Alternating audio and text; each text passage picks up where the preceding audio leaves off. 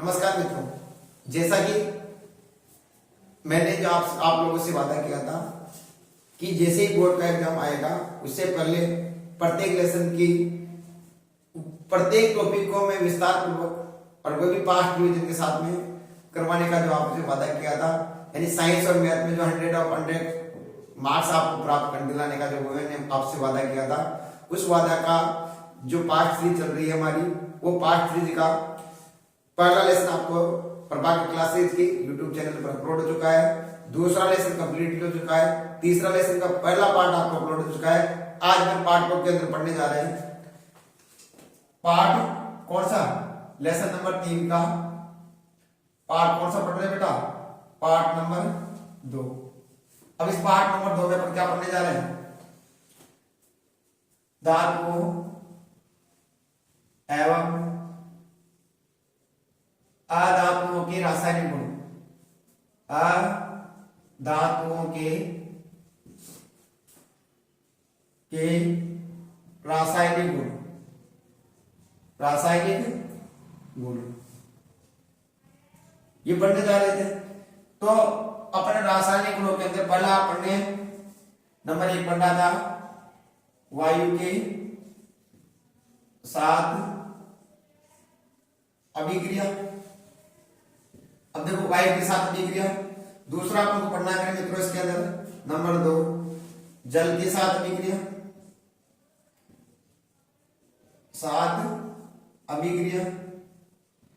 Number 3 पढ़ना है बेटा 3 नंबर अम्ल के साथ अभिक्रिया। नंबर 4 मेरे मित्रों आपको पढ़ना है क्या? धातु और अधातु के बीच। धातु एवं अधातु के बीच अभिक्रिया। अधातु के बीच अभिक्रिया। नंबर 5 पढ़ना है बेटा क्या? धातुकरण। धातुकरण। और नंबर 6 पढ़ना है बेटा क्या? मिश्र धातु। मिश्र धातु। ये टॉपिक है आपके पार्ट 3 के रासायनिक गुणों में। जो रासायनिक गुण है उन रासायनिक गुणों के आधार पर उनको ये अपन को टॉपिक इस वीडियो के अंदर पढ़ना है कंप्लीटली। ये छोटे 6 टॉपिक है अपने पास और इन 6 टॉपिक को अपन को विस्तार पूर्वक पढ़ना है। तो नंबर 1 बेटा आता है अपने पास में मित्रों, सबसे पहले आता है क्या पढ़ने जा रहे हैं अपन लोग? नंबर 1 वायु के साथ अभिक्रिया। वायु के साथ अभिक्रिया। वैसे मैंने ये उससे पहले वाले वीडियो ना फर्स्ट पार्ट उसमें करवा दिया था, लेकिन दोबारा करवा रहा हूं ताकि सारे रासायनिक गुण एक साथ आ जाए। वायु के साथ अभिक्रिया। अब वायु के साथ अभिक्रिया में सबसे पहले अपन को क्या है? धातुओं को उसकी क्रियाशीलता चाहिए। धातुओं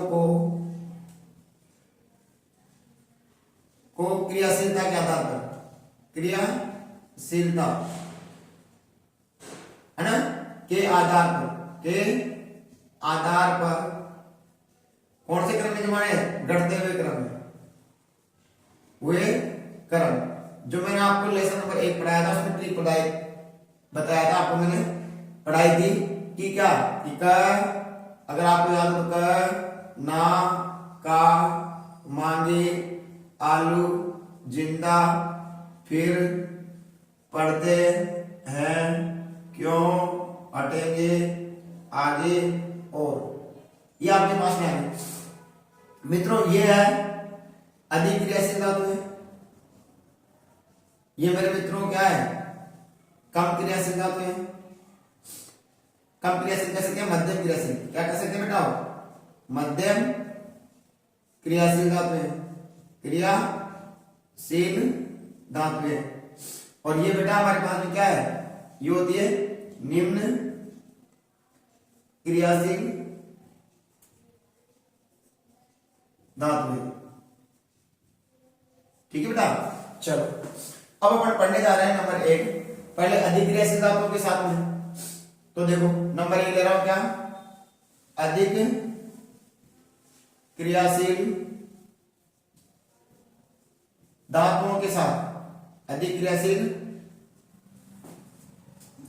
धातुओं की वायु के साथ अभिक्रिया, वायु के साथ अभिक्रिया। तो देखो बेटा, यानी जो अधिक्रियाशील धातु होती है ना, वे अधिक्रियाशील धातु वायु के संपर्क में, किसके संपर्क में आते बेटा? वायु के संपर्क में आते ही क्या कर लेती है? आग पकड़ लेती है। क्या कर लेती है? आग पकड़ लेती है। यानी कि अधिक क्रियाशील धातुएं वायु के संपर्क में आते क्या पकड़ लेती है बेटा? आग। तो बेटा अधिक क्रियाशील धातु है ना, वो वायु के क्या होती है? संपर्क में आती है, और संपर्क में आते क्या करती है? आग उत्पन्न कर देती है। क्या कर देती है? आग उत्पन्न कर देती है। अर्थात मैंने ये कहा जैसे कि सोडियम और पोटेशियम अधिक क्रियाशील धातु होती है। ये क्या करते बेटा? वायु से अभिक्रिया करके, वायु से अभिक्रिया करके क्या करती थी बेटा? क्या करती है? क्या करती है? आग उत्पन्न करती है। क्या करती है? आग उत्पन्न कर देती है ना। अब आग उत्पन्न कर देती है। अब सर आग उत्पन्न क्यों करती है बेटा? जैसे कि जो सोडियम और पोटेशियम जो धातुएं होती है बेटा, वो सोडियम और पोटेशियम जो धातुएं होती है वो क्या करती है?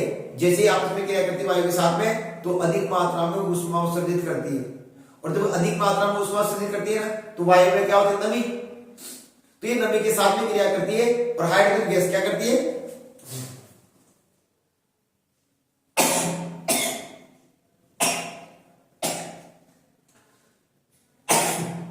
कौन सी गैस उत्पन्न करती है बेटा?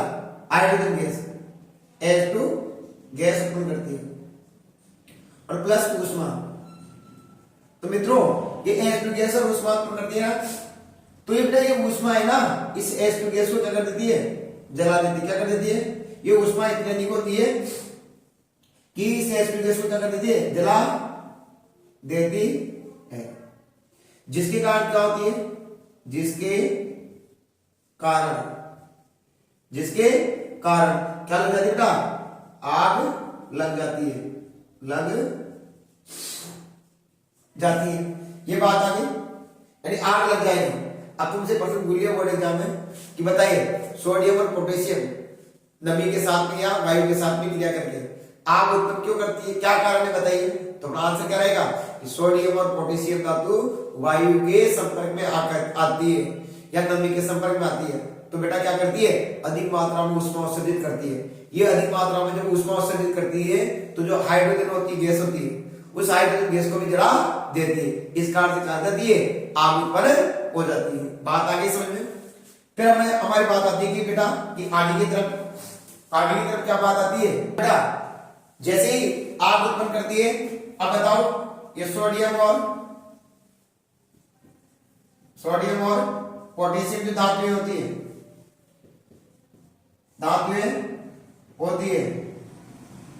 ये सोडियम और पोटेशियम की धातुएं होती है ना बेटा। ये अब इसको क्या करना है? वायु से इसका संपर्क तोड़ना है। किससे बेटा? वायु से क्या करना है? संपर्क तोड़ना है। अब जब वायु से संपर्क तोड़ना है, बताओ इसमें किसको? इन्हें किसमें वो कर रखा जाता है? केरोसिन के तेल में, केरोसिन के तेल में डुबोकर रखा जाता है, डुबोकर रखा जाता है। बात आगे समझो बेटा, है ना? अब आती है उसके बाद कहते बेटा क्या? मध्यम क्रियाशील धातु है, मध्यम क्रियाशील धातु है। मध्यम क्रियाशील धातु कौन कौन सी होती है? देखो ये रहा, है ना? ये तो अधिक क्रियाशील हो गए। मध्यम क्रियाशील में कौन कौन सी आ रही बोलो?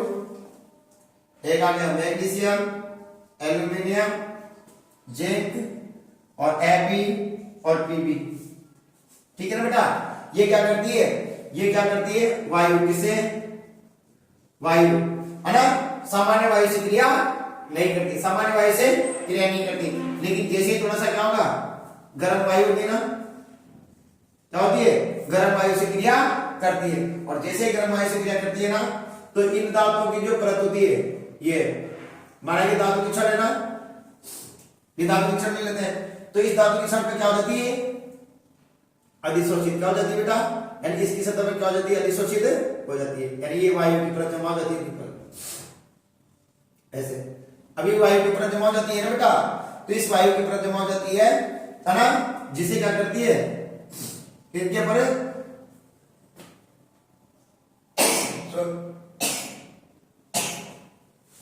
थोड़ी सी आप तबीयत वैसी है बेटा, कोई बात नहीं। देखो तो यानी वायु के ऊपर क्या हो जाता है बेटा, इस धातु की जो छड़ है इसके ऊपर क्या होती है, वायु की परत जमा हो जाती है। इस क्रिया को क्या कहा जाता है बेटा, एनोडीकरण। क्या कहा जाता है, एनोडीकरण। अब एनोडीकरण होता क्या है समझते हैं, एनोडीकरण होता क्या है। तो बेटा मैंने आपको बताया था कि जो मध्यम क्रियाशील धातु कौन कौन सी, मैग्नीशियम, Mg, Al, Zn और Fe और Pb, ये क्या होती है बेटा, वायु के साथ में क्रिया सामान्य ताप पर, किसको बेटा, सामान्य ताप पर क्या करती है, सामान्य ताप पर वायु के साथ क्रिया नहीं करती है, नहीं करती है, या बेटा क्या करते हैं, धीरे धीरे क्रिया करती है। क्या करती है, धीरे धीरे क्रिया करती है। अर्थात धीरे धीरे क्रिया करती है ना बेटा, तो माना कि जैसे कि छड़ है, इस धातु की छड़ है, ठीक है ना बेटा, ये धातु की छड़ है। अभी धातु की छड़ में क्या माना कि इसने क्या ऑक्सीजन के साथ धीरे धीरे क्रिया करी है, तो जब ऑक्सीजन के साथ धीरे धीरे क्रिया करी ना, तो इस धातु की छड़ में क्या हो जाती है बेटा, ऑक्सीजन की परत जमा हो जाती है। क्या हो जाती है, इस छड़ के ऊपर ऑक्सीजन की परत जमा हो जाती है। अब जब ऑक्सीजन की परत जमा हो जाती है तो ये छड़ किससे हो जाएगी, ये छड़ कैसे हो जाएगी, काले रंग की। कैसे हो जाती है, काले रंग की हो जाती है। अब काले रंग की हो जाती है बेटा, काले रंग की हो जाती है, तो ये क्या कार्य करती है, ये इसको क्या करती है बेटा, संसारण से बचाती है। क्या करती है, संसारण से बचाती है। इस क्रिया को क्या कहा जाता है, इस क्रिया को एनोडीकरण कहते हैं। क्या कहते हैं बेटा, एनोडीकरण कहते हैं। क्या कहते हैं बेटा, एनोडीकरण कहते हैं। बात आ गई समझ में। जैसे मैंने कहा एक पात्र ले लिया, ये लो, ठीक है, यहां पर लगा दिया बेटा एनोड, और यहां लगा दिया कैथोड, ये लगा दिया एनोड और कैथोड, ठीक है। यहां से क्या होगा, ये प्लस और ये माइनस, और इसमें अपने क्या भर दिया, जल भर दिया। क्या भर दिया, जल। अब बताओ क्या होगा, यहां से इलेक्ट्रॉन इधर जाएंगे ना ऐसे, और जब इलेक्ट्रॉन इधर जाएंगे तो बताओ इस पे कौन सा चार्ज आ जाएगा, प्लस, और यहाँ इलेक्ट्रॉन तो बढ़ जाएगा, इसमें कौन सा जाएगा, माइनस। कौन सा जाएगा, अब जैसे जल है ना H2, ये क्या होता है, अपघटित होता है किसमें, H प्लस और O2 माइनस, इसमें अपघटित होगा। अब ये O माइनस है ना, ये कहां जाएगी, इस एनोड की कौन सी सतह होगी, प्लस की, तो इसकी सतह पर क्या हो जाएगी, अधिशोषित। क्या हो जाएगी, अधिशोषित हो जाएगी। किसकी, ऑक्सीजन की परत जमा हो जाएगी इसके ऊपर। तो और जब ऑक्सीजन की परत जमा हो जाएगी तो इसके लिए क्या कहा जाता है, एनोडीकरण। क्या कहा जाता है, एनोडीकरण कहा जाता है। बोलो क्या कहा गया, कि मध्यम अभिक्रियाशील धातु है, वायु के साथ में क्या करती, क्रिया नहीं करती, या धीरे धीरे क्रिया करती है। जब धीरे धीरे क्रिया करती है ना, तो ऑक्सीजन की क्या हो जाती है, इनके ऊपर परत जमा हो जाती है, और जब इनके ऊपर परत जमा हो जाती है तो ये काले रंग की दिखाई देती है, जिससे उसको संसारण से बचाती है। अब इसमें क्या किया जाता है, जब इसका इनका धातु, जिस धातु को एनोडीकरण कराना है उसका विद्युत अपघटन कराया जाता है, जल का विद्युत अपघटन कराया जाता है। जैसे विद्युत अपघटन कराते हैं ना, तो जो एनोड है वो प्लस आवेश होता है, तो प्लस आवेश होने के कारण क्या होता है, यहाँ पर ऑक्सीजन की परत जमा हो जाती है, ऑक्सीजन की परत जमा हो जाती है, और जब ऑक्सीजन की परत जमा हो जाएगी तो बेटा क्या होगा, उसको संसारण से बचाया जाता है। इस क्रिया को क्या कहा जाता है, एनोडीकरण। क्या कहा जाता है, एनोडीकरण। बात आ गई। उसके बाद आती है जो निम्न क्रियाशील धातु होती है, कौन कौन सी, निम्न क्रियाशील धातु होती है बेटा, निम्न क्रियाशील धातु कौन कौन सी होती है, बोलो, Cu, Hg, Ag और Au। ये किस वायु से क्रिया नहीं करती है, क्रिया नहीं करती है। ये बात आ गई है ना, ठीक है। अब मेरे मित्रों ये हो गया अपने पास में। अब आता है दूसरा point, point number 2। Point number 2 आता है, क्या होता है, रासायनिक गुण पढ़ रहे हैं। धातुओं की जल के साथ अभिक्रिया, जल के साथ अभिक्रिया।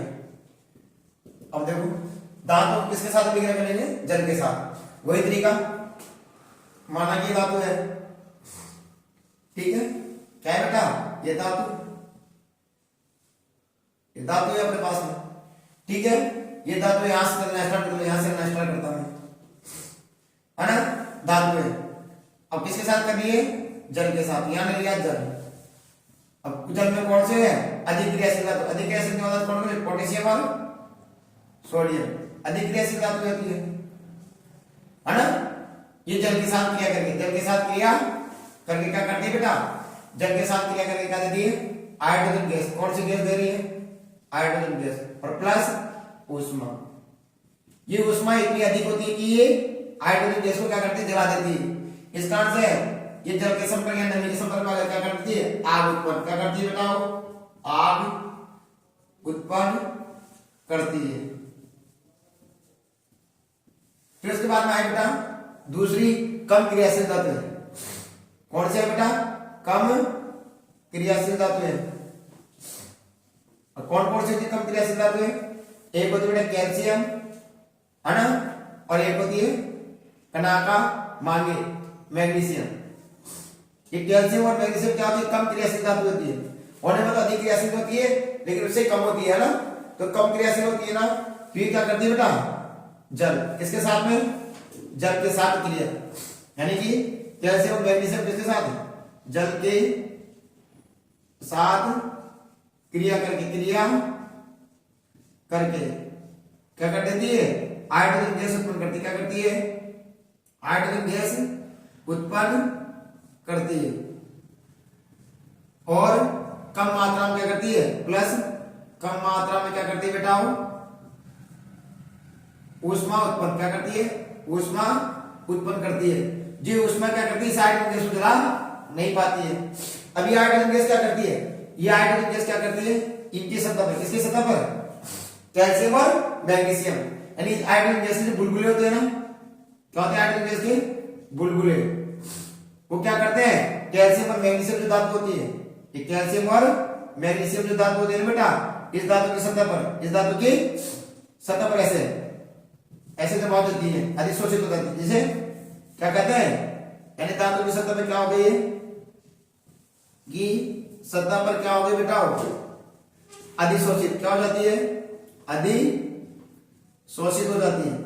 और जैसे धातु की सतह पर अधिशोषित हो जाती है ना, तो बताओ इसका क्या हो जाएगा, इसका क्या हो जाएगा बेटा, आकार बढ़ जाएगा, आकार बढ़ जाता है।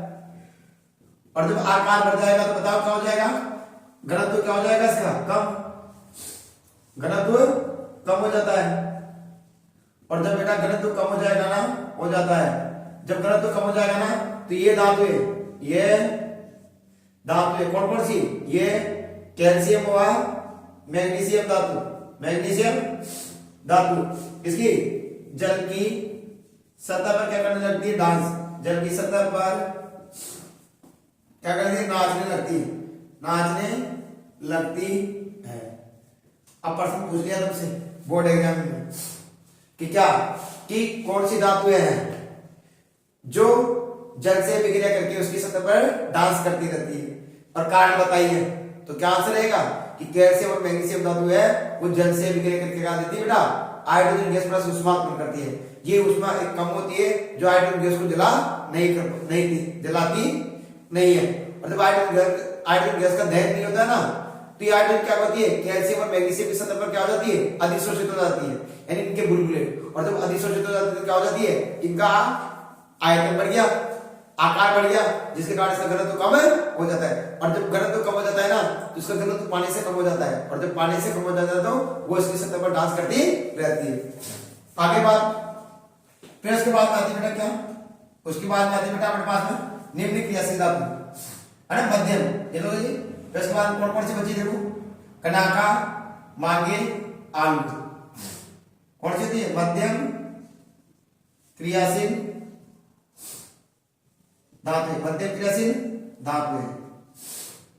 मध्यम क्रियाशील धातु कौन कौन सी हो गई, लो, आलू, जिंदा, फिर, पढ़ते हैं और क्यों।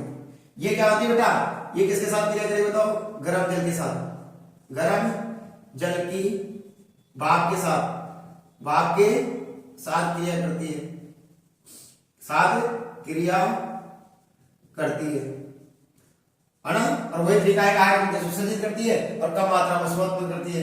और तीसरी बात क्या आ गई, निम्न क्रियाशील धातु है, निम्न क्रियाशील धातु है, धातु है जो कौन कौन सी है, एक आता है एजी और एक आता है ओरम।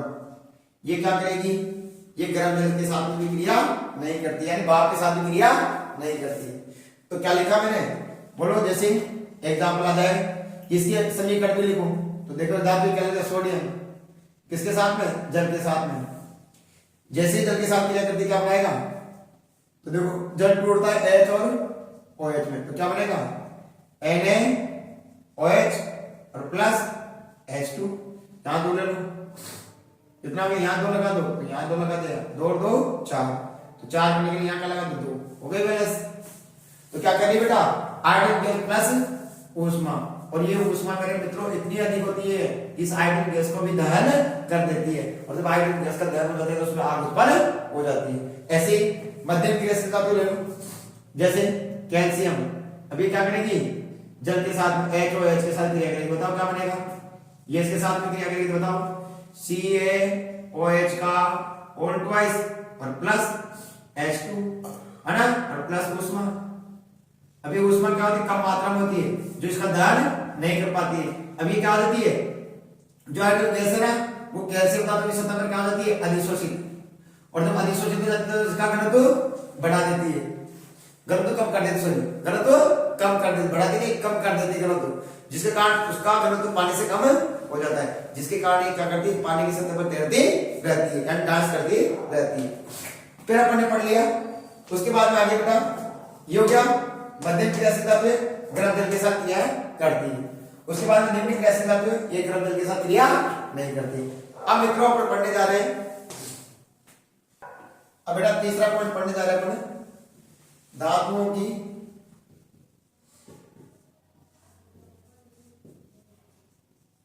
अम्लों के साथ अभिक्रिया।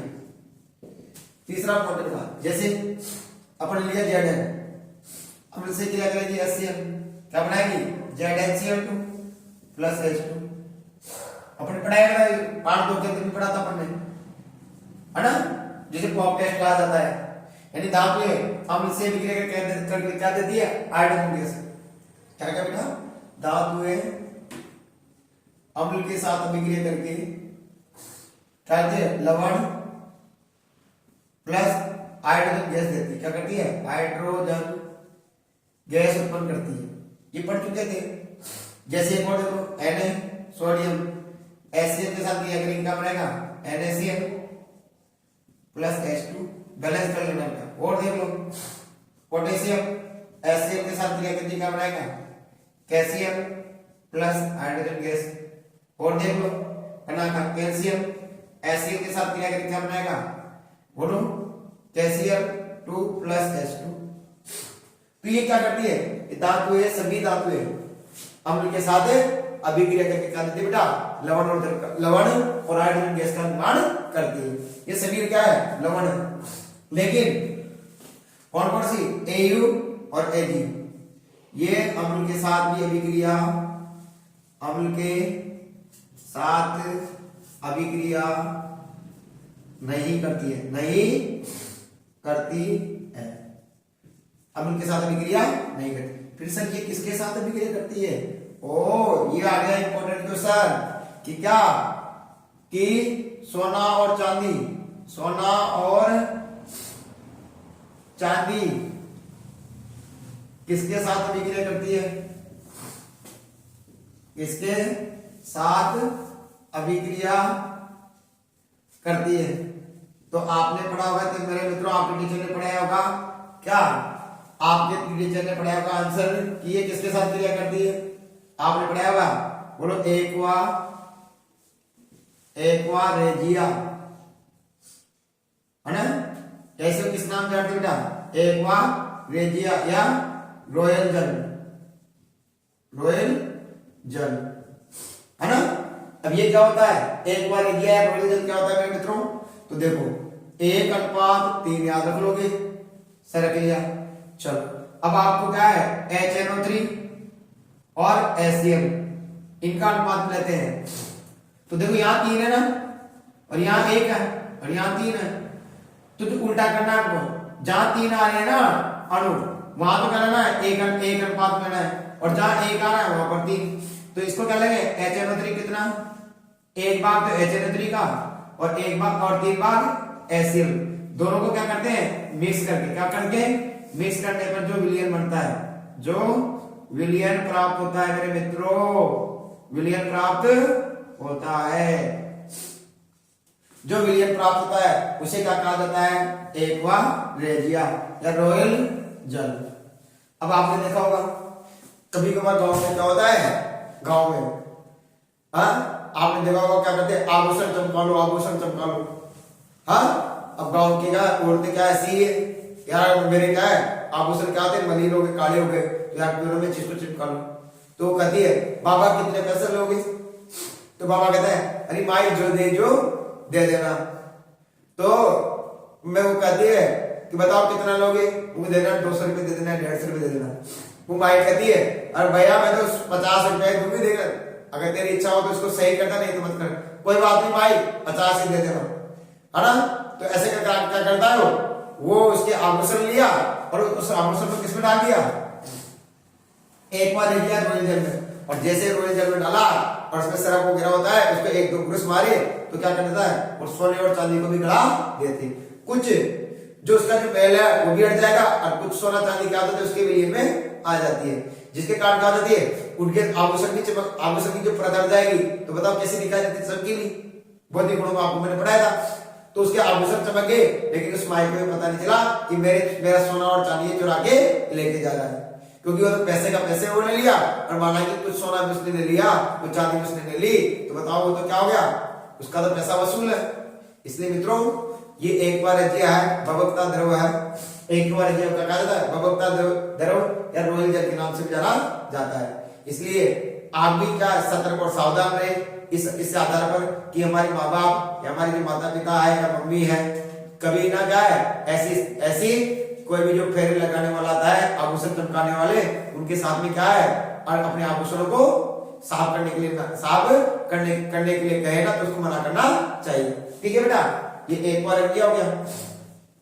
अब अपन पढ़ने वाले हैं, चलो अब बेटा देखो कुछ धातुओं के ऑक्साइड है ना, उभयधर्मी ऑक्साइड। चलो एक बार बता लिख देता हूं, उभयधर्मी ऑक्साइड।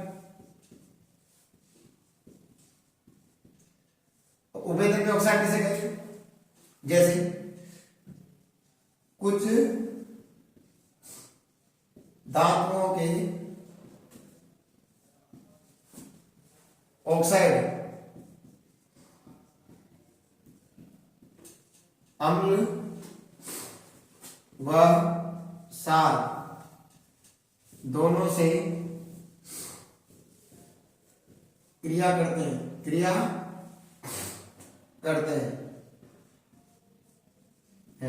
जिन्हें उभयधर्मी ऑक्साइड कहते हैं। उभयधर्मी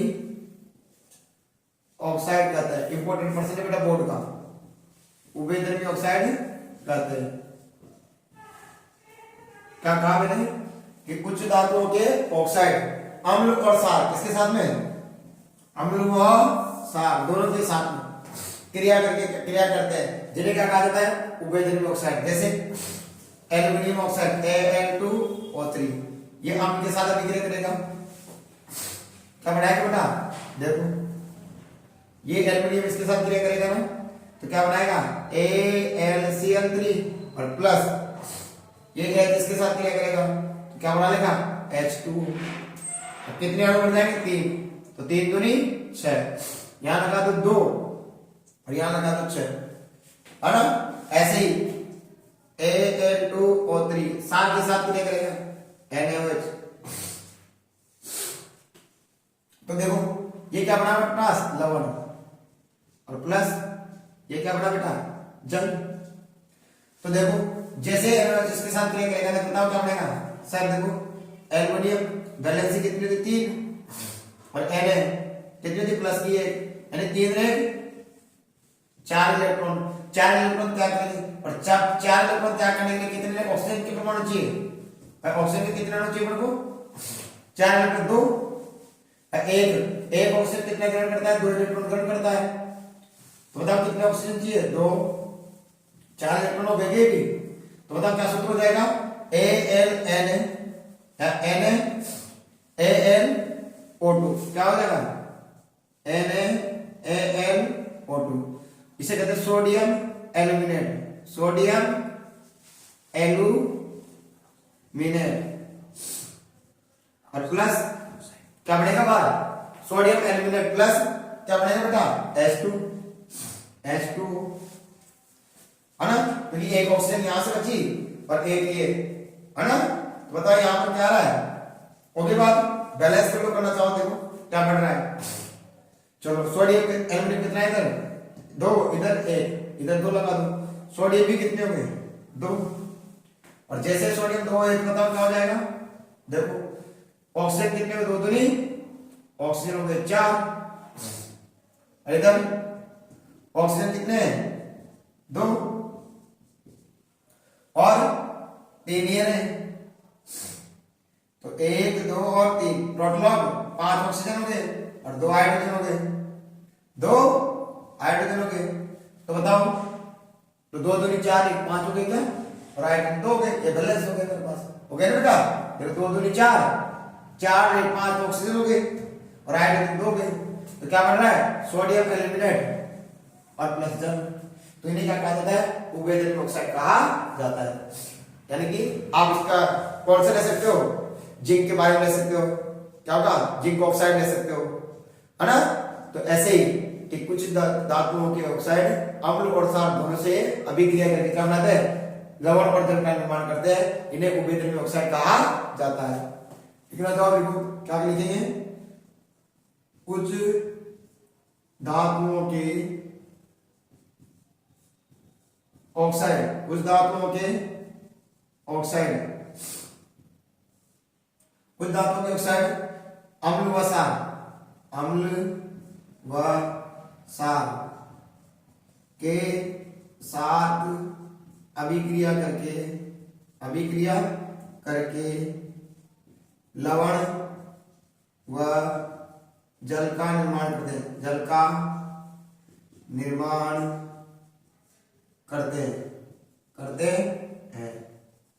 इन्हें उभयद्रव्य ऑक्साइड कहते हैं। इन्हें उभयद्रव्य ऑक्साइड कहते हैं। ये उभयद्रव्य ऑक्साइड हो गया बेटा। ये बस आगे समझे। चलो अब पढ़ने जा रहे हैं अपन लोग क्या सक्रियता श्रेणी। क्या पढ़ेंगे बेटा सक्रियता श्रेणी पढ़ने जा रहे हैं। अब मित्रों अपन पढ़ेंगे सक्रियता श्रेणी। क्या पढ़ने जा रहे हैं सक्रियता श्रेणी। अब सक्रियता श्रेणी किसे कहते हैं सक्रियता श्रेणी किसे कहते हैं बेटा सक्रियता श्रेणी। तो देखो मैंने लिखा क ना का मांगे आलू जिंदा फिर पढ़ते हैं क्यों हटेंगे आगे और ये आ गई।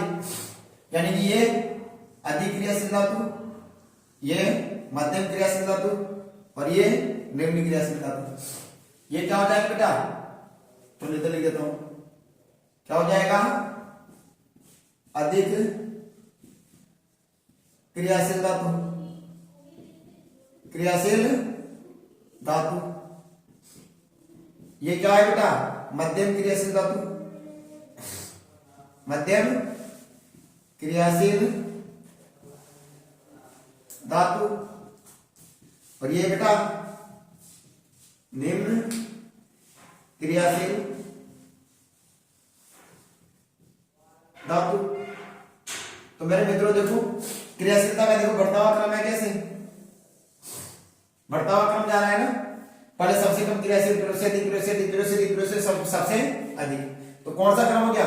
बढ़ता हुआ क्रम हो गया। तो क्या हो जाएगा? ऊपर से नीचे कौन सा क्रम हो जाएगा? अवरोही क्रम, अवरोही क्रम।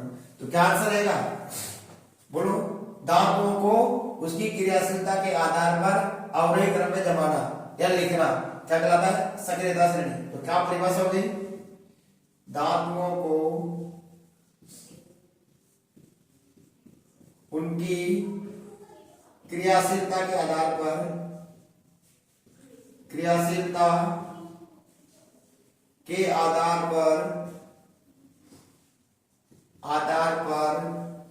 अवरोही क्रम में लिखना, अवरोही क्रम में लिखना क्या कहलाता है मित्रों? लिखना सक्रियता श्रेणी कहलाता है। सक्रियता श्रेणी कहलाता है, श्रेणी कहलाती है, कहलाती है, कहलाती है। ये सक्रियता श्रेणी होगी बेटा। अब अगला पॉइंट आएगा अपने पास में, क्या अगला पॉइंट आने वाला है? अब आता है बेटा तीसरा पॉइंट हो गया। चौथा पॉइंट है धातु एवं अधातुओं के मध्य अभिक्रिया, धातु और अधातुओं के मध्य अभिक्रिया। अब देखो जैसे मैंने कहा सोडियम परमाणु क्रमांक कितना है मित्रों? 11। अष्टक नियम लगाओ। अष्टक नियम क्या करता है? 2 8 1, यानी अष्टक पूरा करने के लिए क्या करना पड़ेगा? 1 इलेक्ट्रॉन त्याग। तो 1 इलेक्ट्रॉन त्याग करके क्या बनेगा? Na। जिसने 1 इलेक्ट्रॉन त्याग करके बनाया Na+ और 1 इलेक्ट्रॉन त्याग कर दिया, है ना। ऐसे में ले क्या? ऑक्सीजन परमाणु क्रमांक कितना होता है? 8। अष्टक नियम क्या कहता है बेटा? अष्टक नियम क्या कहता है? 2 और 6। बताओ इस अष्टक को पूरा करने के लिए कितने इलेक्ट्रॉन चाहिए? 2 इलेक्ट्रॉन ग्रहण करेगा ना, है ना। तो 2 इलेक्ट्रॉन ग्रहण करेगा, यानी कि ऑक्सीजन कितने इलेक्ट्रॉन ग्रहण किए? 2 इलेक्ट्रॉन। क्या बनाया बेटा? O2-। तो बताओ कि धातु इलेक्ट्रॉन त्याग करके धनायन बनाती है, जबकि अधातु इलेक्ट्रॉन ग्रहण करके क्या बनाती है बेटा? ऋणायन बनाती है। बात आ गई। तो क्या लिखेंगे? क्या लिखेंगे बेटा? धातु इलेक्ट्रॉन त्याग करके, इलेक्ट्रॉन त्याग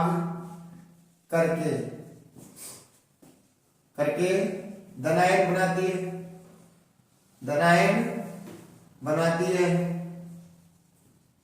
जबकि अधातु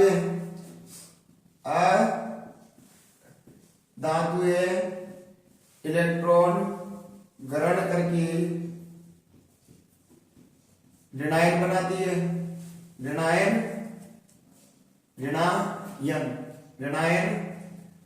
बनाती है, ठीक है ना। ऋणायन बनाती है। और जब एक धातु इलेक्ट्रॉन त्याग कर रही है और अधातु इलेक्ट्रॉन ग्रहण कर रही है, तो उसके बीच में क्या बनेगा? यौगिक। किसका निर्माण होगा? यौगिक का। किसका निर्माण होता है? यौगिक का निर्माण होता है, यौगिक का निर्माण होता है ना। अब यौगिक का निर्माण होता है। अरे बेटा यौगिक का निर्माण होता है। अब इस यौगिक का निर्माण कैसे होता है? इलेक्ट्रॉनों के स्थानांतरण के द्वारा, इलेक्ट्रॉनों के स्थानांतरण के द्वारा, स्थानांतरण के द्वारा। अब इलेक्ट्रॉनों का कैसे स्थानांतरण होता है उसको समझाना। अब इलेक्ट्रॉनों के स्थानांतरण को समझाना क्या कहलाता है बेटा?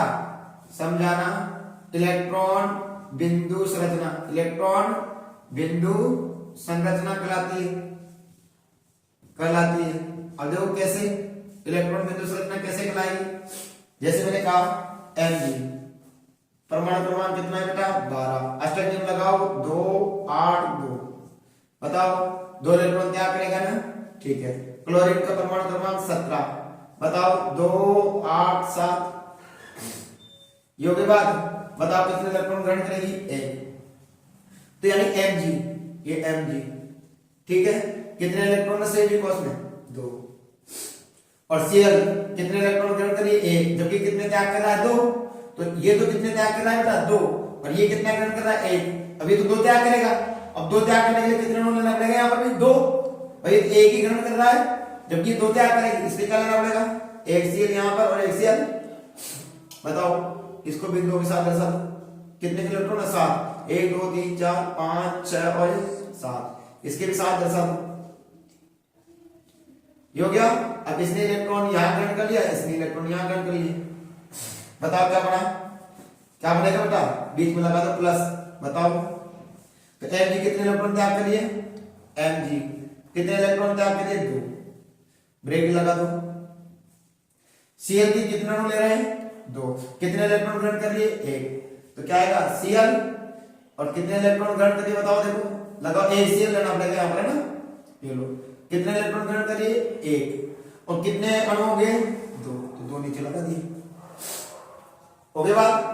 आई बात समझ? चलो एक और एग्जांपल लेता हूं सर, समझ में नहीं आया बिल्कुल भी। चलो एक ले लेते हैं एल्युमिनियम और एक ले लेते हैं ऑक्सीजन। एल्युमिनियम और ऑक्सीजन। चलो एल्युमिनियम का परमाणु क्रमांक कितना है? 13। ऑक्सीजन का कितना है बेटा? 8। अष्टक नियम लगाओ, 2 8 10 और 3 13। इसका लगाओ 2 और 6।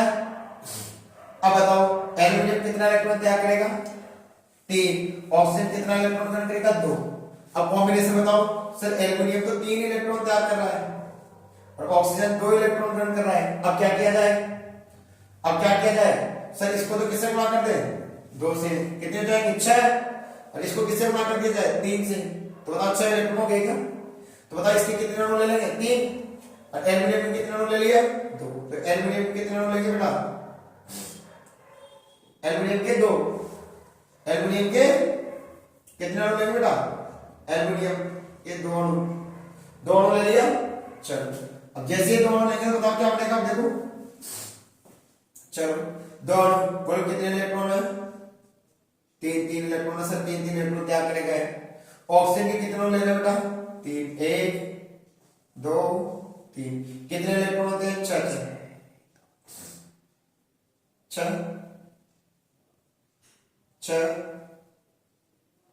और 6 हो गया। 2 इलेक्ट्रॉन ये ग्रहण कर लिया, 2 इलेक्ट्रॉन इसको दे दिया और 2 इलेक्ट्रॉन इसको दे दिए। बताओ क्या बना? हमारे पास क्या बनेगा? एल्युमिनियम के कितने अणु लिए बेटा? बोलो एल्युमिनियम के 2 अणु, है ना? कितने अणु लिए? 2। एक एल्युमिनियम कितने इलेक्ट्रॉन त्याग कर लिए? 3। तो प्लस के 3 हो गया, है ना?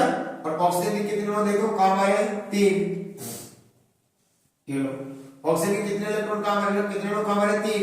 और एक ऑक्सीजन कितना ग्रहण कर रहा है? 2। तो देखो ये 1 2 3 4 5 6 और 2 इलेक्ट्रॉन ये ले लिए। और कितने अणु काम आए बेटा? 3 ऑक्सीजन का ले लिए। और बताओ ऑक्सीजन पर कितने इलेक्ट्रॉन ग्रहण कर रहा है? 2। इसलिए क्या है? इसमें माइनस। तो बेटा जब धातु इलेक्ट्रॉन त्याग करती है और अधातु इलेक्ट्रॉन ग्रहण करती है तो इनके बीच में क्या बनते हैं? आयनिक बंध। क्या बनता है? आयनिक बंध। और ये आयनिक बंध बनाते हैं ना ये यौगिक, इसलिए इन्हें क्या कहा जाता है? आयनिक यौगिक। क्या कहा जाता है? आयनिक यौगिक भी कहा जाता है। यौगिक भी कहा जाता है। तो आयनिक यौगिक की क्या परिभाषा होगी? चलो देखते हैं, आयनिक यौगिक के बारे में पढ़ेंगे। अब मित्रों आयनिक यौगिक के बारे में पढ़ने जा रहे हैं। अब आयनिक यौगिक क्या होते हैं? तो देखो आयनिक यौगिक। अंग्रेजी में कहते हैं आयनिक कंपाउंड। क्या कहते हैं? Ionic compound. ठीक है बेटा। अब आयनिक कंपाउंड क्या होता है देखो, मैंने क्या कहा? धातु। क्या कहा बेटा? धातु। ये धातु ले ली। अब धातु क्या कर रही है बोलो? अभी थोड़ी देर पहले बताया क्या करती है? इलेक्ट्रॉन त्याग। और अधातु क्या कार्य कर रही है? अधातु क्या कार्य कर रही है? इलेक्ट्रॉन ग्रहण। तो ये तो त्याग कर रही है, ग्रहण कर रही है।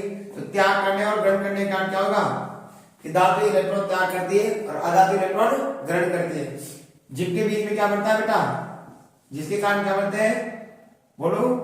इलेक्ट्रॉन त्याग करने और ग्रहण करने से जो यौगिक बनता है, जो यौगिक बनता है, यौगिक बनता है उन्हें क्या कहते हैं बेटा? आयनिक यौगिक। उन्हें आयनिक यौगिक कहते हैं, यौगिक कहते हैं। क्या कहा? दोबारा देखो परिभाषा, बहुत आसान से करो कि धातुएं इलेक्ट्रॉन त्याग करती है और अधातु इलेक्ट्रॉन ग्रहण करती है। तो त्याग करने और ग्रहण करने के कारण जो यौगिक बनता है उसे क्या कहते हैं? आयनिक यौगिक। और ये किसके द्वारा? ये बेटा आयनिक यौगिक होते हैं ना, ये आयनिक यौगिक के बीच में क्या होता है? स्थिर वैद्युत आकर्षण बल। कौन सा होता है? स्थिर वैद्युत आकर्षण बल होता है।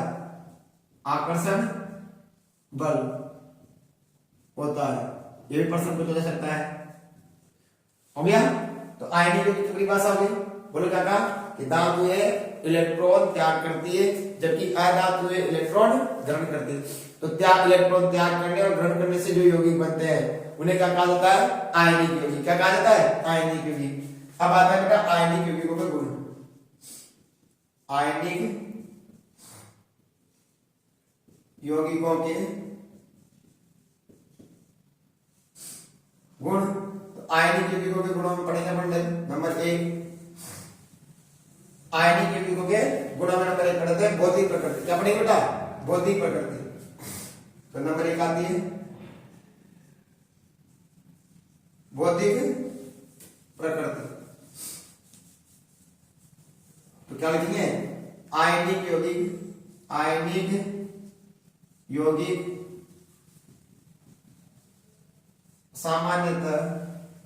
सामान्यतः ठोस और भंगुर प्रकृति के होते हैं। भंगुर प्रकृति के होते हैं। यानी आयनिक यौगिक कैसे होते हैं बेटा? भंगुर। भंगुर जानते हो ना? हाँ, इन्हें क्या करते हैं? हथौड़े से पीटा जाए फिर बारीक चूर्ण किस में बदल जाते हैं? बारीक चूर्ण में बदल जाते हैं। इसलिए इसको क्या कहा जाता है? भंगुर था। दूसरा आता है बेटा हमारे पास, दूसरा आता है, दूसरा पॉइंट आता है गलनांक व क्वथनांक। गलनांक व क्वथनांक। जैसे आप देखो नमक NaCl है ना? NaCl जब जैसे ही कि हमारे क्या कभी कभार चोट लग जाती है और जैसे ही चोट लग जाती है तो हमारी माता जी क्या करती है? नमक को, जो मोटा नमक आता है उसको तूए के ऊपर गर्म करके कपड़े में लेकर उसकी सिकाई करती है। बताओ गुड़ की क्यों नहीं करती? गुड़ लगा दो तू आकर और गर्म करेगा तो गुड़ पिघल जाएगा। इसका मतलब क्या हुआ कि हमारी माता जी को हमारे से ज्यादा नॉलेज है क्या? क्योंकि ये क्या नमक उसको अवशोषित कर लेता है और लंबे समय तक गर्म बना रहता है और इसकी सिकाई करने से क्या हो जाता है? गुड़ पिघल जाएगा। इसका मतलब क्या हुआ कि आयनिक यौगिकों के गलनांक और क्वथनांक क्या होते हैं? उच्च। यानी कि आयनिक यौगिकों के गलनांक व क्वथनांक उच्च होते हैं, उच्च होते हैं। ये हो गई बात। फिर तीसरा आता है बेटा, तीसरा हमारे पास कौन डाला था बेटा? घुलनशीलता। क्या की है? घुलनशीलता। घुलनशीलता, घुलनशीलता अंग्रेजी में कहते हैं सोल्युबिलिटी। देखो घुलनशीलता क्या होती है, जैसे NaCl, अब NaCl किसमें टूटता है, Na प्लस और Cl माइनस। तो बताओ, यानी कि इस पे आंशिक प्लस आ रहा है और इस पे आंशिक माइनस, तो ये कौन सी प्रकृति होते हैं, ध्रुवीय। कौन सी प्रकृति होते हैं, ध्रुवीय प्रकृति के। और जल भी क्या होता है, जैसे ले रहे जल, जल का सूत्र क्या होता है, H और OH H2, ये प्लस और ये माइनस, तो ये भी ध्रुवीय और ये भी ध्रुवीय, तो नमक जल में घुल जाता है, यानी कि कहेंगे ध्रुवीय और ये भी क्या है, ध्रुवीय है। अगर मैं नमक को NaCl, ये तो है ध्रुवीय, और जो वसा होती है ना तेल, वसा, वो क्या होती है बेटा, अध्रुवीय, ये होती है अध्रुवीय, और ये क्या होता है, ध्रुवीय। तो बताओ ये दोनों क्या होंगे, ये क्या होंगे, अघुलनशील होंगे। क्या होंगे बेटा, अघुलनशील होंगी। और जबकि नमक और पानी क्या होगा, आपस में घुलनशील होंगी। तो क्या आंसर आया कि समान समान को घोलता है, समान समान को ध्रुवीय ध्रुवीय में घुलेगा और अध्रुवीय अध्रुवीय में घुलता है। अगर ध्रुवीय को अध्रुवीय में घोला जाएगा तो अघुलनशील, तो ये तो क्या हो जाएगा, घुलनशील, और ये क्या हो जाएगा, अघुलनशील। बात आगे बात बेटा। और हमारे पास लास्ट टॉपिक है इसका, लास्ट टॉपिक है बेटा। अब बेटा चौथा पॉइंट आता है विद्युत चालकता, चालकता, विद्युत चालकता, यानी कि इलेक्ट्रिकल कंडक्टिविटी। विद्युत चालकता क्या होता है बेटा, विद्युत चालकता क्या होती है, देखो कि आयनिक यौगिक, आयनिक यौगिक। फॉर एग्जाम्पल मैं तुम्हें याद दिलाने के लिए, देखो मैंने क्या ले लिया, एक परिपथ ले लिया, ये प्लस, चलो बोले एक बीकर ले लेते हैं, ठीक है ना। इसके अंदर क्या है, नमक का विलयन, नमक का विलयन। सर नमक के नमक क्या ले रहे हो आप बेटा, HCl का विलयन भी ले सकते हो, ठीक है ना। इसमें अपन ने एक तार इधर से और इसको ये प्लस आवेश और एक माइनस आवेश, और यहां से बल्ब लगा दिया, ये लो। अब इसमें क्या है, नमक का विलयन ले लिया या HCl का विलयन ले सकते बेटा, ठीक है। और जैसे अपन क्या करते हैं, यहां से स्विच यानी कुंजी जैसे चालू करते हैं तो ये बल्ब क्या करने लग जाता है, ग्लो करने लग जाता है, यानी ग्लो प्रकाशित जलने लग जाता है। इसका मतलब क्या हुआ कि आयनिक यौगिकों का जलीय विलयन विद्युत का चालन करते हैं। तो क्या परिभाषा होगी, आयनिक यौगिकों का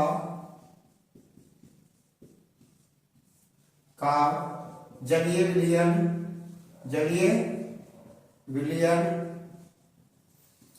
विद्युत का क्या करता है, विद्युत का प्रवाह करता है, प्रवाह करता है या प्रवाह करते हैं। हो गई। अब अपन पढ़ने जा रहे हैं अगला पॉइंट, क्या होगा, अगला पॉइंट पढ़ने जा रहे हैं बेटा, क्या, अब अगला पॉइंट पढ़ने जा रहे हैं बेटा, धातु क्रम, धातु क्रम। यानी धातु क्रम क्या होता है, देखो तो क्या होगा, अशुद्ध धातुओं से शुद्ध धातु प्राप्त करने की प्रक्रिया, शुद्ध धातु को प्राप्त करने की प्रक्रिया को क्या कहते हैं बेटा, धातु क्रम कहते हैं। अशुद्ध धातुओं से शुद्ध धातु को प्राप्त करने की प्रक्रिया को धातु क्रम कहते हैं। अब धातु क्रम के लिए सबसे पहले अपने क्या पढ़ना पड़ेगा, खनिज। क्या करना पड़ेगा बेटा, खनिज। और खनिज के बाद क्या पढ़ना पड़ेगा? अयस्क, है ना। अब सबसे बड़ी बात आती है खनिज किसे कहते हैं? खनिज माना कि ये भूपर्पटी पृथ्वी है ना। इस पृथ्वी क्या है? भूपर्पटी, भूपर्पटी,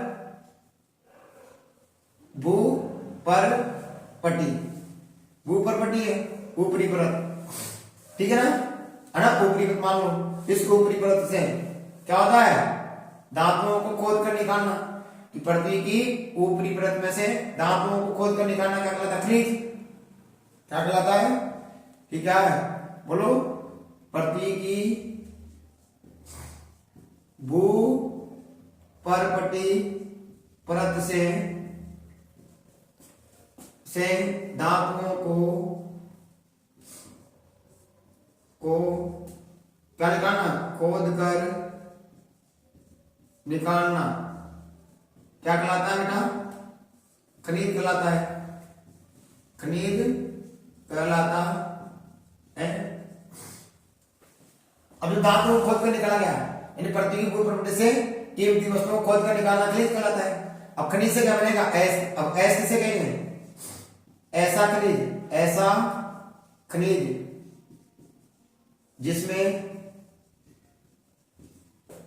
जिसमें धातुएं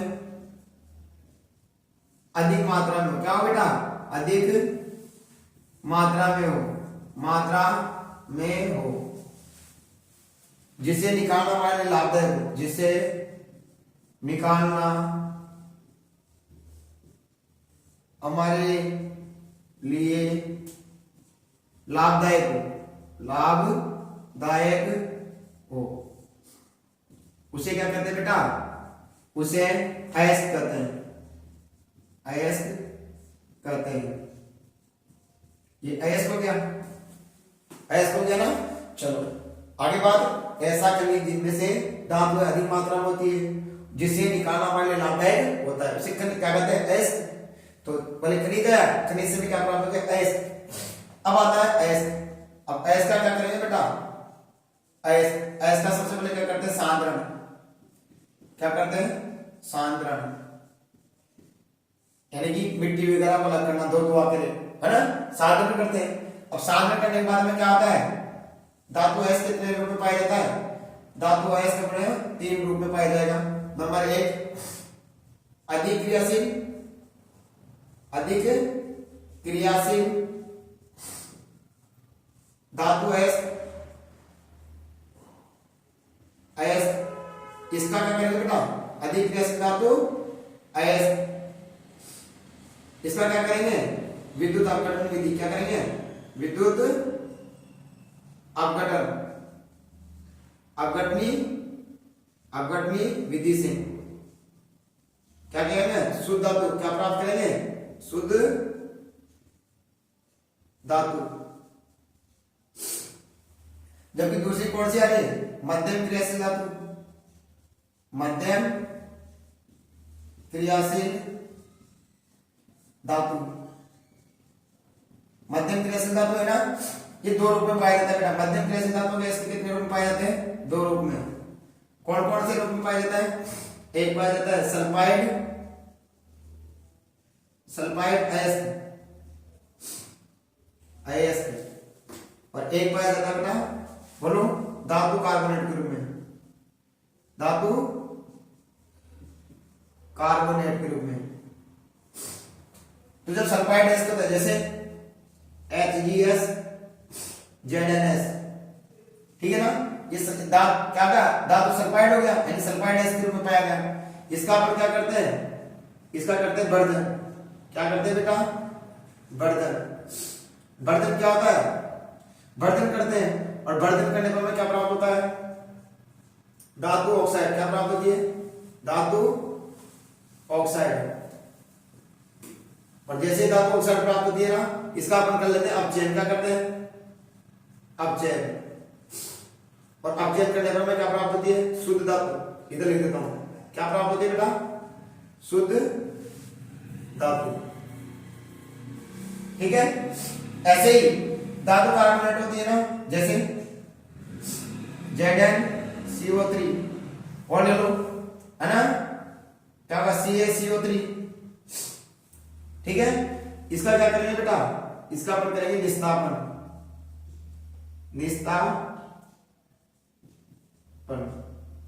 निस्तापन करेंगे। और निस्तापन करने के बाद में क्या प्राप्त होगी, धातु ऑक्साइड, धातु ऑक्साइड। और जैसे धातु ऑक्साइड प्राप्त होगी तो बताओ क्या करेंगे, इसका अपचयन, क्या करेंगे, अपचयन। और अपचयन करने से क्या प्राप्त होगा, शुद्ध धातु, क्या प्राप्त होगी, शुद्ध धातु। ठीक है, फिर हमारे पास तीसरा पॉइंट आ गया, क्या, कौन सी आ गई, निम्न क्रियाशील धातु, निम्न क्रियाशील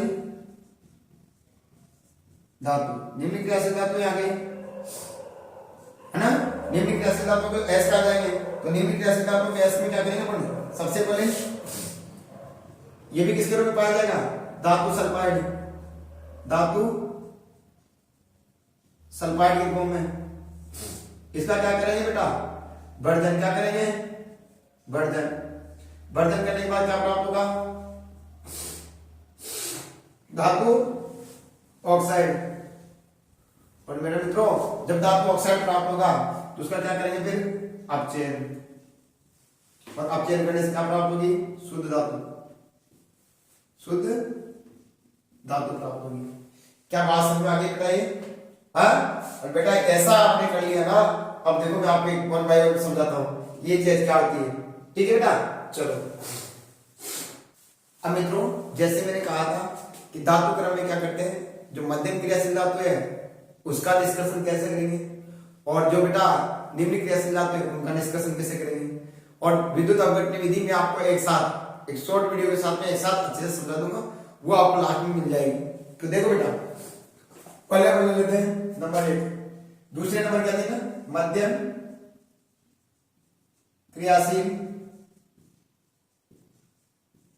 धातुओं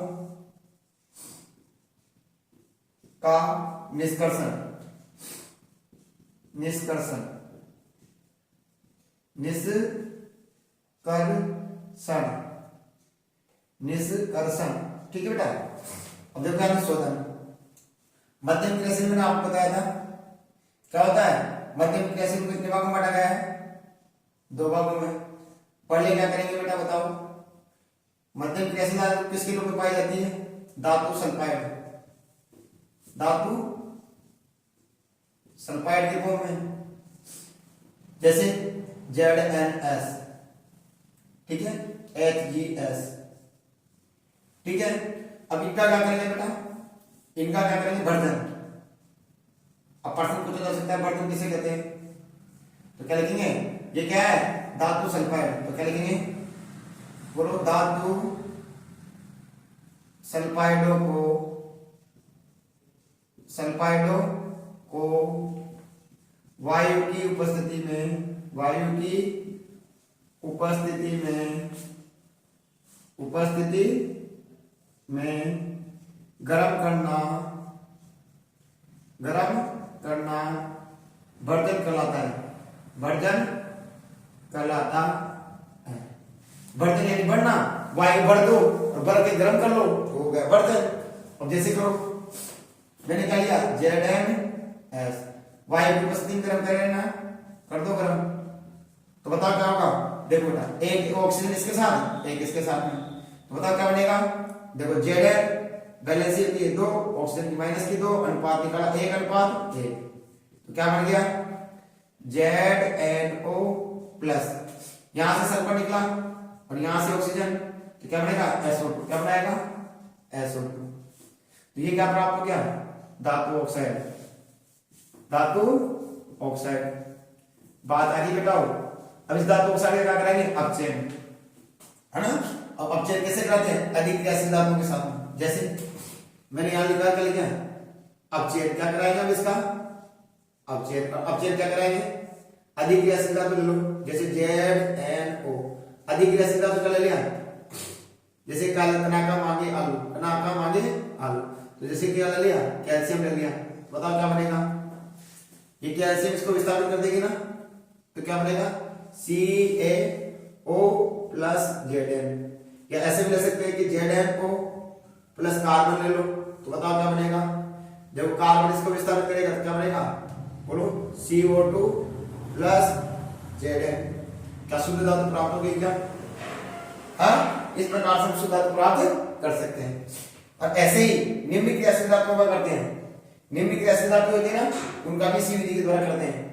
निम्न क्रियाशील धातु का भी धातु सल्फाइड के रूप में पाई जाएगी, वर्धन करेंगे, क्या बनेगा, धातु ऑक्साइड। धातु ऑक्साइड में क्या करेंगे, अपचयन। अपचयन करने में क्या प्राप्त होगी, शुद्ध धातु प्राप्त हो जाएगी। फिर आता है बेटा क्या, दूसरी विधि कौन सी है, इसके रूप में पाई जाती है मध्यम क्रियाशील धातु, धातु कार्बोनेट के रूप में। धातु कार्बोनेट के रूप में। अब धातु कार्बोनेट के रूप में पाई जाती है, जैसे मैंने क्या लिखा, जैसे CaCO3, ठीक है ना, CaCO3 पाई गई। अब इसका क्या करते हैं बेटा, वायु की अनुपस्थिति में क्या करेंगे, वायु की अनुपस्थिति में क्या करेंगे, वो गर्म, उसे क्या कहा जाता है, निस्तापन। निस्तापन, तो क्या लिखेंगे, धातुओं को वायु की अनुपस्थिति में गर्म करने की प्रक्रिया, गर्म करने की प्रक्रिया को निस्तापन कहते हैं। निस्तापन कहते हैं। निस्तापन हो गया। अब करो गर्म बेटा, जैसे CaCO3 गर्म करेंगे ना वायु की अनुपस्थिति में, गर्म का चिन्ह है ऐसा, तो क्या बनेगा, जैसे यहां से CO3 है ना बेटा, इसको अपन तोड़ सकते हैं ऐसे, CO2 प्लस O, ये Ca उस ऑक्सीजन के साथ क्रिया करेगा, क्या बनेगा, बोलो CaO और प्लस CO2, क्या प्राप्त हो गया, धातु ऑक्साइड। धातु ऑक्साइड है ना। अब इस धातु ऑक्साइड का हो गया। अब इस धातु ऑक्साइड प्राप्त हो गया ना, अब इसका क्या करा देंगे बेटा, अपचयन। क्या करा देंगे, अपचयन। कैसे कराते हैं, वही तरीका, इससे अधिक क्रियाशील ले लो, जैसे CaO, अधिक क्रियाशील ले लिया Na, क्या बनाएगा, बोलो Na2O प्लस Ca, और ले लो CaO प्लस कार्बन ले लो, क्या बनेगा हमारे पास भाई, बोलो CO2 प्लस CO2 तो उड़ जाएगी, और क्या बनेगा बेटा, CO2 उड़ गई और Ca बाहर आ गई। ये लो, क्या शुद्ध धातु प्राप्त हो गई है। हाँ, तो मित्रों इस प्रकार से क्या करते हैं, धातु का शोधन किया जाता है। मध्यम क्रियाशील धातु, धातु सल्फाइड के रूप में पाई जाती है। निम्न है ना, इसको दो और एक धातु कार्बोनेट के रूप में पाई जाती है। धातु सल्फाइड के रूप में पाई जाती है, उसका करते हैं वर्धन, और धातु कार्बोनेट के रूप में पाई जाती है, उसका करते हैं निस्तापन। निस्तापन करने के बाद क्या करते हैं, उनका अपचयन करते हैं, और इसका भी इसमें अपचयन करते हैं। अब जो निम्न क्रियाशील धातु होती है उनका भी सेम यही है, वो भी धातु सल्फाइड के रूप में पाई जाएगी, उसका वर्धन करेंगे, धातु ऑक्साइड प्राप्त होगा, उसका अपचयन करेंगे, शुद्ध धातु प्राप्त हो जाएगी। ये धातु क्रम समाप्त हो गया। अब हमारा लास्ट टॉपिक पड़ जाएगा मिश्र धातु और विद्युत अपघटनी विधि। मैं लास्ट एक छोटे से वीडियो बना दूंगा, जिसके आपके पास में विद्युत अपघटनी विधि या प्रेषकरणी विधि, उसको समझ दिया जाएगा। अब आती है बेटा मिश्र धातु। क्या आती है, मिश्र धातु। अब बेटा निम्न क्रियाशील धातु कौन सी आती है, निम्न क्रियाशील धातु। चलो निम्न क्रियाशील धातुओं को कैसे करते हैं, देखो बताया देता हूं। ये भी किसके रूप में पाई जाएगी, धातु सल्फाइड के रूप में, धातु सल्फाइड के रूप में पाई जाएगी, जैसे PbS है ना। अब इसका क्या करेंगे बेटा, इसका अपन करेंगे वर्धन। क्या करेंगे, वर्धन करो। वर्धन कैसे करते हैं, वायु की उपस्थिति में गर्म करना, तो PbS वायु की उपस्थिति में गर्म कर दो, तो क्या बनेगा, बोलो PbO प्लस SO2। इसका क्या करेंगे बेटा, अपचयन। क्या करेंगे, अपचयन। तो देखो PbO प्लस अपचयन करने के लिए क्या लेते हैं, कार्बन, अधिक क्रियाशील धातु। तो बताओ क्या हो जाएगा, ये इसको विस्थापित कर देगा, क्या बन जाएगी, CO2 और प्लस Pb, है ना। क्या बन गया, CO2 प्लस Pb। तो क्या हो गया, शुद्ध धातु प्राप्त हो गई क्या, में है ना, शुद्ध धातु प्राप्त हो गई। ठीक है। अब लास्ट टॉपिक बचा है हमारे पास मिश्र धातु वाला। क्या बनाए, मिश्र धातु वाला। अब मित्रों मिश्र धातु पढ़ रहे थे। अब मिश्र धातु में लास्ट टॉपिक बेटा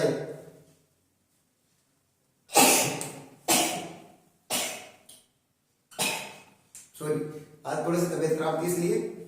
चलो बेटा अब देखो मिश्र धातु किसे कहते हैं कि दो या दो से अधिक धातुओं को दो या दो से अधिक धातुओं के समांगी मिश्रण से जो वांछित गुण प्राप्त होते हैं उन्हें मिश्र धातु कहा जाता है। क्या कहा? दो या दो से अधिक धातुओं के समांगी मिश्रण से जो वांछित गुण प्राप्त होते हैं उन्हें मिश्र धातु कहा जाता है। अब मिश्र धातु कौन सा था? नंबर 1 आती पीतल। ट्रिक लिखा रखी मैंने, देखो पिताजी, पीतल का मैं पिताजी, पी से पीतल, ता से तांबा, जैसे जस्ता, तांबा यानी कि कॉपर, जस्ता से यानी जिंक। तो यानी पीतल किसके से मिलकर बनती है? कॉपर और जिंक को मिलाने से पीतल प्राप्त होती है। आपको एग्जाम पीतल किससे मिलकर बनती है? कॉपर और जिंक। स्टील किससे बनी होती है? फेरिकर, फेरिकर, कैसे? हैवी, नी से निकिल, कर से क्रोमियम। बोलो लोहा, निकिल और क्रोमियम को मिलाने से बनती है स्टील। फिर आता कांसा। अब देखो कांसा, बोलो का और सा, तो का मतलब क्या? सीयू, और सा का मतलब क्या? एसएन, तो सीयू एसएन हो गया। एसएन यहां आ गया। शोल्डर, डर यानी होल्डर, डर देखो दोनों डी के जैसे आता है, तो एसएन का एसएन आ जाएगा, पी भी आ जाएगा। तो शोल्डर, शोल्डर जानते हो जो हमारे तार की वायरिंग करते हैं उसको जोड़ने के लिए, जैसे मोबाइल वगैरह में सोल्डिंग करते हैं ना हम लोग, वो क्या होता है? शोल्डर। वो किसका बना होता है? इंपॉर्टेंट है ना, बोलो टिन और लेड, शीशा का, पीबी। उसके बाद आता है बेटा आभूषण। क्या आता है? आभूषण। जैसे कि शुद्ध सोना कितने कैरेट का आता है? 24 कैरेट का। इसमें जब आभूषण इतना नहीं बनाया जा सकता क्योंकि इतना नरम होता है कि बिना उसको आभूषण नहीं बना सकते, तो आभूषण बनाने के लिए क्या करते हैं? 22 कैरेट सोना यानी 22 भाग किसका लेते हैं? सोने का, और 2 भाग उसमें क्या मिलाया जाता है? या तो चांदी या कॉपर मिलाया जाता है, ताकि वो कठोर हो जाए, उसका आसानी से आभूषण बनाया जा सके। फिर आता है क्या कि जो धातु क्रम है उसका चमत्कार, यानी आज से लगभग 1600 ईस्वी, कब? 1600 ईसा पूर्व क्या था? जो दिल्ली के अंदर जो लोहा स्तंभ है, उस लोहा स्तंभ के अंदर है ना आज भी जंग नहीं लगा है। अब बताओ है ना धातु क्रम का चमत्कार। कई सारे वैज्ञानिक उसको रिसर्च कर चुके कि इसमें क्या ऐसी क्या चीज है। तो बेटा 1600 वर्ष पहले, 1600 ईसा पूर्व के वैज्ञानिक क्या है? धातु क्रम के बारे में अच्छे से जानते थे, और वो आज भी वैज्ञानिक के बारे में रिसर्च कर कई बार रिसर्च कर चुके हैं। अब लोहा स्तंभ कहाँ है? दिल्ली के अंदर है। बताओ क्या है इसकी हाइट कितनी होती है? 8 मीटर, और इसका वजन कितना होता है?